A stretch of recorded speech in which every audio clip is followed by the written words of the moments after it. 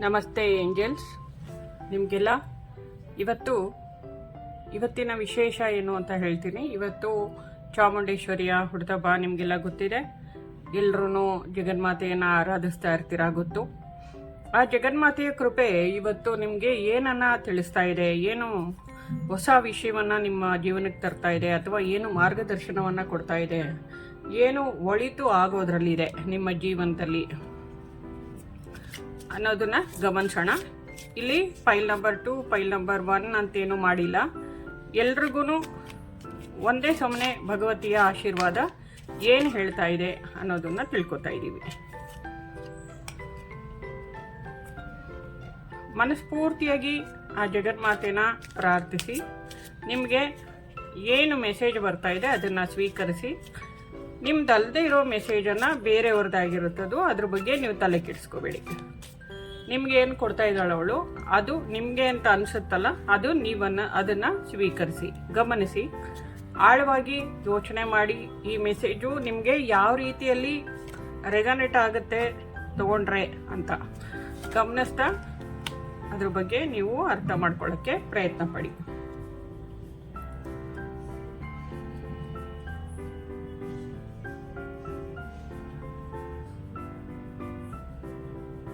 ಡೆಕ್ನ ಹಿಂಭಾಗದಲ್ಲಿ ಈ ಕಾರ್ಡ್ ಬಂದಿದೆ, ಇದನ್ನ ಕೂಡ ನಾವು ತಗೊಳ್ಳೋಣ. ಅದ್ರ ಬಗ್ಗೆ ಆಮೇಲೆ ತಿಳ್ಕೊಳ್ಳೋಣ. ಜೊತೆಗೆ ಯಾವ ಏಂಜಲ್ಸ್ ನಿಮಗೆ ಚಾಮುಂಡೇಶ್ವರಿಯ ಜೊತೆಗೆ ನಿಮಗೆ ಸಪೋರ್ಟ್ ಆಗಿ ಬರ್ತಿದ್ದಾರೆ, ಅವರು ಏನನ್ನ ತಿಳಿಸ್ತಾರೆ ಚಾಮುಂಡೇಶ್ವರಿಯ ಮುಖಾಂತರ ಅನ್ನೋದನ್ನು ತಿಳ್ಕೊಳ್ಳೋಣ. ಏನು ಎಲ್ಲ ಪ್ರಾಣಿಗಳೇ ಬರ್ತಾ ಇದೆ, ಶಮಾನಿಕ್ ಅನಿಮಲ್ಸು, ನೋಡೋಣ. ನಾವು ಹುನ್ಕಾರ್ ಹಲೀಮ್ನ ಗಮನಿಸೋದಾದ್ರೆ, ಅದರ ಪ್ರಕಾರ ನಾವು ಗಮನಿಸೋದಾದ್ರೆ ನೋಡಿರ್ತೀವಿ, ನಾವು ಅಗ್ನಿವೇಶನ ನಾವು ಗಮನಿಸಿದಾಗ ಆ ಜಗನ್ಮಾತೆಯ ಸಿಂಹದ ಎನರ್ಜಿಯನ್ನು ಗಮನಿಸ್ತೀವಿ.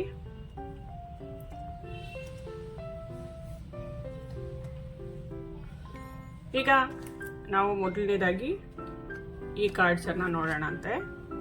ಇದು ಏನು ಹೇಳ್ತಾ ಇದೆ ನಮಗೆ ಅನ್ನೋದನ್ನು ತಿಳ್ಕೊಳ್ಳೋಣ. ಇಲ್ಲಿ ಒಪ್ಪವಾಗಿ ಜೋಡಿಸಲ್ಪಟ್ಟಂತಹ ಕೋಲುಗಳು, ಹಿಂದ್ಗಡೆ ನೀರಿನ ಧಾರೆ, ಈ ಹೊಸ ಬೆಳಕು, ಇದೆಲ್ಲವೂ ಸಂತೋಷವಾಗಿ ಸಮೃದ್ಧಿಯಿಂದ ಭಗವಂತನ ಕೃಪೆಯಿಂದ ಮಿನುಗ್ತಾ ಇರೋ ರೀತಿಯಲ್ಲಿ ಇದೆ. 8 ಆಫ್ ವಾಂಡ್ಸ್ ಅಂದರೆ ಇಲ್ಲಿ ಧರ್ಮ ಮಾರ್ಗದಲ್ಲಿ ನಡೆದಿರುವಂತಹ ನಿಮಗೆ ಭಗವತಿಯಿಂದ ಧಾರೆ ರೀತಿಯಲ್ಲಿ, ಅಂದರೆ ಒಂದೇ ಸಮನೆ ಸಕಾರಾತ್ಮಕ ಎನರ್ಜಿ ಅಂತಂದರೆ ನಿಮ್ಮ ಜೀವನಕ್ಕೆ ಬರೀ ಒಳ್ಳೆಯದು ಹರಿದು ಬರ್ತಾ ಇದೆ, ಧಾರೆಯಂತೆ ಫಾಲ್ಸ್ ಥರ ಬರ್ತಾ ಇದೆ ಅಂತ. ಅದ್ರ ಜೊತೆಗೆ ಅಮ್ಮನವರ ಕೃಪೆನೂ ಇದೆ ಅನ್ನೋದು ಇಲ್ಲಿ ತೋರಿಸ್ತಾ ಇದೆ ನೋಡಿ.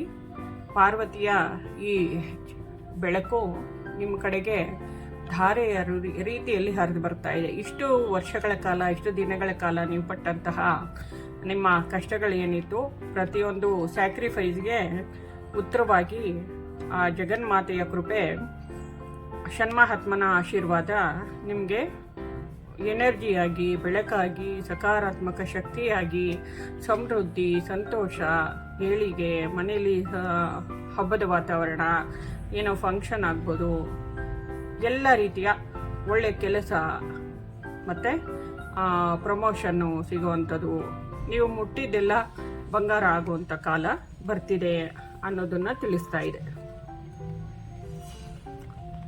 ನಿಮಗೆ ಜೊತೆಗೆ ನಿಮ್ಮ ಶಮಾನಿಕ್ ಅನಿಮಲ್, ಈ ರೀತಿಯ ಗರುಡ ಆಗಿರಬಹುದು, ಅಥವಾ ನರಿ ಆಗಿರಬಹುದು, ಅಥವಾ ಗೂಬೆ ಆಗಿರಬಹುದು, ಇದು ನಿಮಗೆ ಜೀವನದಲ್ಲಿ ಸಕಾರಾತ್ಮಕ ಶಕ್ತಿಯನ್ನು ತಂದುಕೊಡ್ತಾ ಇದೆ. ನೀವು ಹೋದ ಜಾಗದಲ್ಲೆಲ್ಲ ನಿಮ್ಗೆ ಸಪೋರ್ಟ್ ಆಗಿ ನಿಂತು, ನಿಮಗೆ ವೆಹಿಕಲ್ ಥರ, ನೀವು ಇವಾಗ ಒಂದು ಕಡೆಯಿಂದ ಒಂದು ಕಡೆಗೆ ಹೋಗೋದಕ್ಕೆ ಆರಾಮಾಗಿ ಹೇಗೆ ಆಟೋನ ಇದನ್ನು ಉಪಯೋಗಿಸ್ತೀರಾ, ಅದೇ ರೀತಿಯಲ್ಲಿ ನಿಮ್ಮ ಏಳಿಗೆ ಯಶಸ್ಸಿಗೆ ನಿಮ್ಮ ಕಣ್ಣಿಗೆ ಕಾಣಿಸ್ದಿರ ಇರೋ ರೀತಿಯಲ್ಲಿ ಈ ಅನಿಮಲ್ಸು ನಿಮ್ಮ ಜೀವನವನ್ನು ಸರಾಗವಾಗಿ ಒಂದು ಸ್ಟೇಜಿಂದ ಇನ್ನೊಂದು ಸ್ಟೇಜ್ಗೆ ತಗೊಂಡೋಗಿ ಬಿಡುತ್ತಾ ಇದೆ.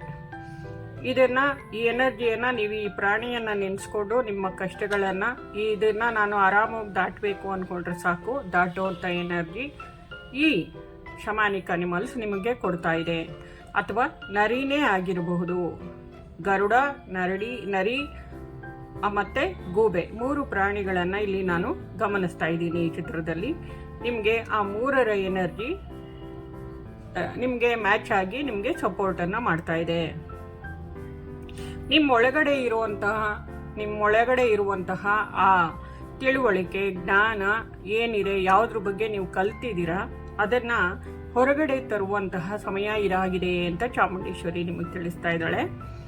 ನೀವು ನಿಮ್ಮ ಜೀವನವನ್ನು ಮಾರ್ಪಡಿಸ್ಕೊಂಡು ಆರಾಮವಾಗಿ ಏನು ಪ್ಲ್ಯಾನ್ ಮಾಡ್ತಾ ಇದ್ದೀರಾ ಜೀವನದ ಉದ್ಧಾರಕ್ಕೆ, ಅದನ್ನು ಯಾವುದೇ ಸಂಕೋಚ, ಭಯ ಇಲ್ದಿರ ಮಾಡಬಹುದು ಅನ್ನೋದನ್ನು ತಿಳಿಸ್ತಾ ಇದ್ದಾಳೆ ಈ ಪ್ರಾಣಿಯ ಮುಖಾಂತರ.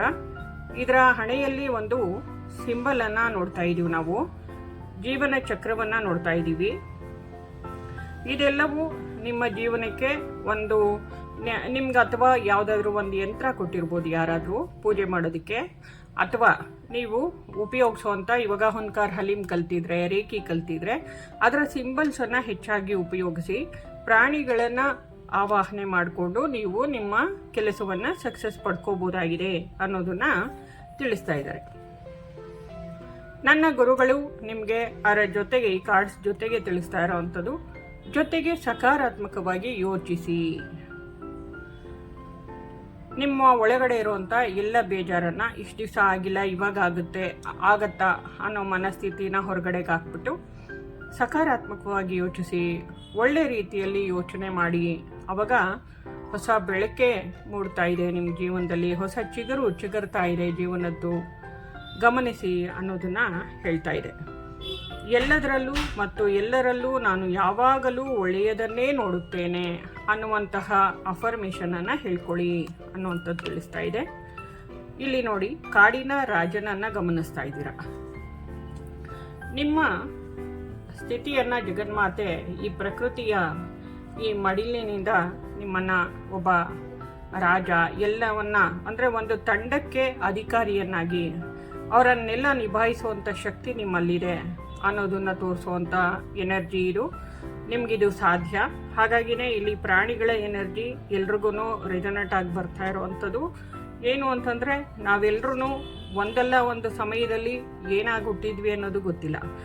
ಆ ಎನರ್ಜಿ, ಎಲ್ಲರ ಆಶೀರ್ವಾದ, ಬೆಳಕು ನಮ್ಮ ಮಾಡಿರುವ ಧರ್ಮ ಕಾರ್ಯಗಳಿಗೆ ತಕ್ಕಾಗಿ ನಮಗೆ ಫಲವನ್ನು ಕೊಡ್ತಾ ಇದೆ ಈಗ ಅನ್ನೋವಂಥದ್ದು. ಆ ಜಗನ್ಮಾತೆಯ ದೃಷ್ಟಿಯಲ್ಲಿ ಪ್ರಾಣಿಗಳು ಬೇರೆ, ನಾವು ಬೇರೆ, ಕ್ರಿಮಿಕೀಟಗಳು ಬೇರೆ, ಹಾಗೆಲ್ಲ ಏನೂ ಇಲ್ಲ ಅಲ್ವಾ? ಅದೇ ರೀತಿಯಲ್ಲಿ ಆಶೀರ್ವಾದ ನಮ್ಮನ್ನು ಒಬ್ಬ ನಾಯಕನನ್ನಾಗಿ ಮಾಡ್ತಾ ಇದೆ. ಈ ಶಕ್ತಿ ನಿಮ್ಮಲ್ಲಿದೆ ಅನ್ನೋದನ್ನ ತೋರಿಸ್ತಾ ಇದೆ. ಇದನ್ನು ನೀವು ಗಮನಿಸಬೇಕು ಅನ್ನೋದನ್ನ ಜಗನ್ಮಾತೆ ಹೇಳ್ತಾ ಇದ್ದಾಳೆ. ಇಲ್ಲಿ ನೋಡಿ, ನಾವು ಹೇಳಿದಾಗೇನೆ ಇಲ್ಲಿ ಗರುಡನನ್ನು, ನರಿಯನ್ನು ಗಮನಿಸ್ತಾ ಇದ್ದೀವಿ.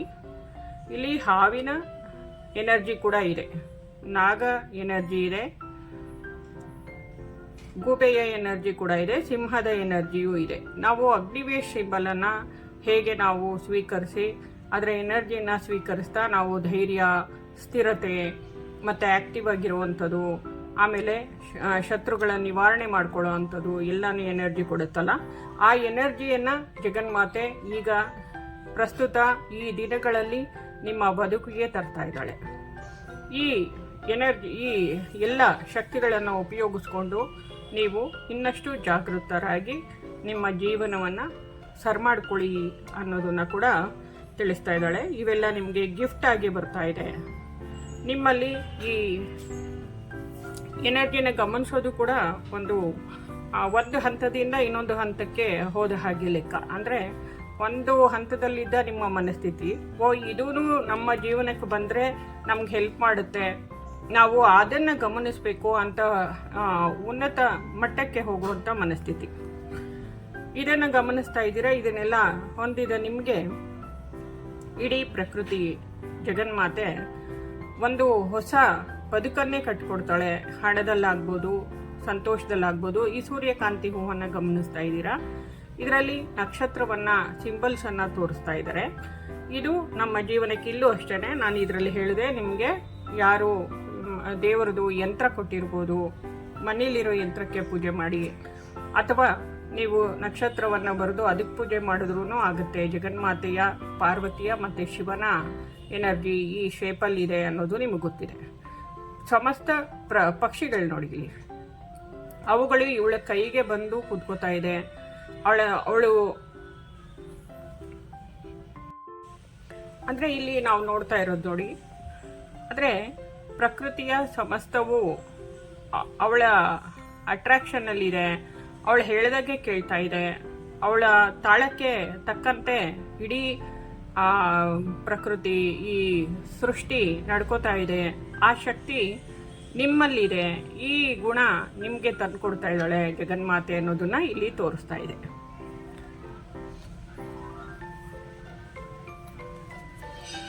ಇಲ್ಲಿ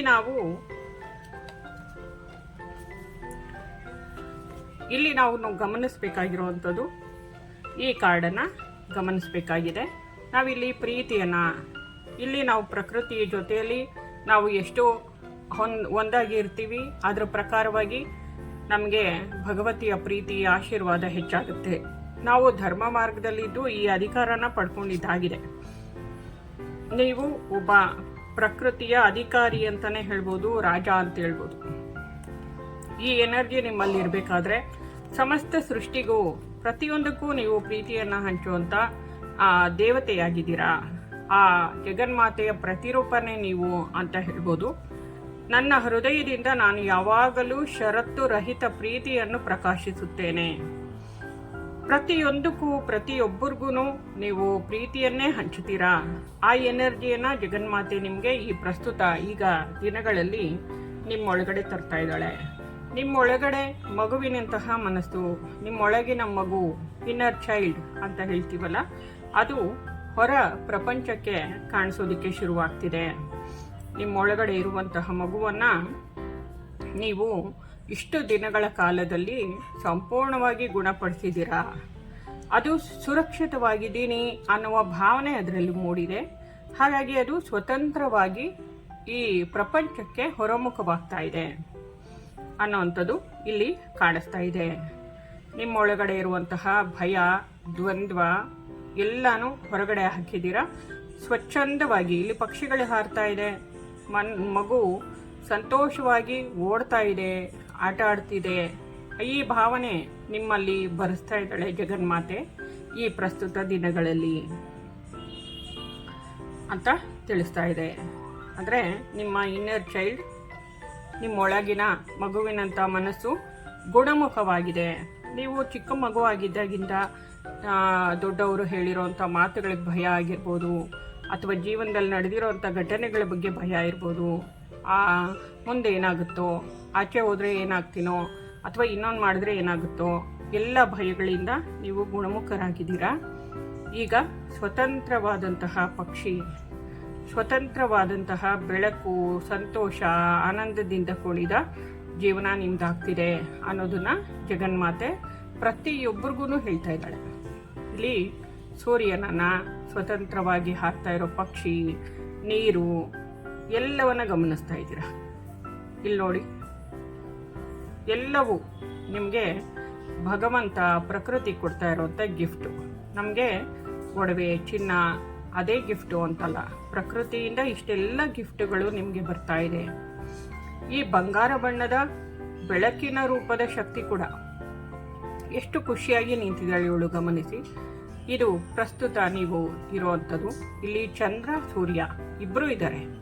ಹಾಗಿದ್ಮೇಲೆ ಜೀವನ ಪರಿಪೂರ್ಣತೆಯನ್ನು ಕಂಡುಕೊಳ್ತು ಅಂತ ಅರ್ಥ. ಚಂದ್ರ ಸೂರ್ಯರ ಮಧ್ಯದಲ್ಲಿ ನೀವು ಅಂತಂದಾಗ ಎಷ್ಟು ಅದ್ಭುತವಾದಂತಹ ಆ ಸ್ಥಿತಿ, ವ್ಯಕ್ತಿತ್ವ, ಪರಿಪೂರ್ಣತೆಯ ಆ ಜೀವನ ನಿಮ್ಮದು ಅನ್ನೋವಂಥದ್ದು ಇಲ್ಲಿ ತೋರಿಸ್ತಾ ಇದೆ. ಅದ್ರ ಜೊತೆಗೆ ನಿಮಗೆ ಒಂದು ಪವಿತ್ರವಾಗಿರುವಂಥ ದೇವಸ್ಥಾನ, ಅಮ್ಮನವರ ದೇವಸ್ಥಾನ ಆಗ್ಬೋದು, ತಂದೆಯ ದೇವಸ್ಥಾನ ಆಗ್ಬೋದು, ಯಾವುದೋ ಒಂದಕ್ಕೆ ಬೆಟ್ಟದ ಸ್ಥಳಕ್ಕೆ ಪ್ರಯಾಣ ಮಾಡ್ತೀರಾ ಅನ್ನೋದನ್ನು ತಿಳಿಸ್ತಾ ಇದೆ. ಅಂಥ ಅವಕಾಶಗಳು ಬಂದರೆ ತಪ್ಪಿಸ್ಕೋಬೇಡಿ, ದಯವಿಟ್ಟು ಹೋಗಿ ಬನ್ನಿ. ಅಲ್ಲೇನೋ ಒಂದು ಎನರ್ಜಿ ನಿಮ್ಮ ಒಳಗಡೆ ಪಾಸ್ ಆಗೋದಿದೆ.